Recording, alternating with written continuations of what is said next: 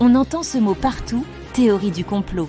Mais d'où vient-il vraiment? Et surtout, pourquoi est-il utilisé aujourd'hui pour disqualifier toute pensée critique? Officiellement, l'expression existe depuis le 19e siècle.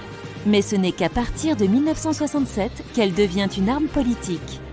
À cette époque, un événement a bouleversé l'Amérique, l'assassinat du président John F. Kennedy en 1963.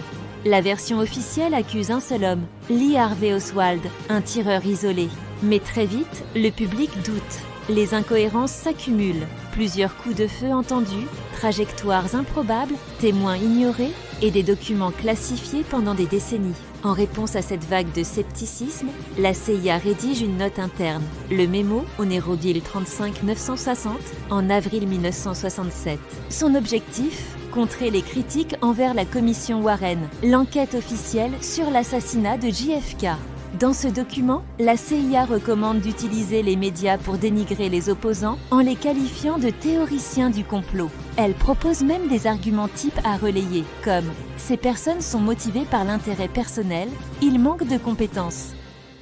Ils sont émotionnellement instables, ce n'est pas une fiction. » Le mémo a été déclassifié en 1976 grâce à la loi américaine sur la liberté de information, FOIA.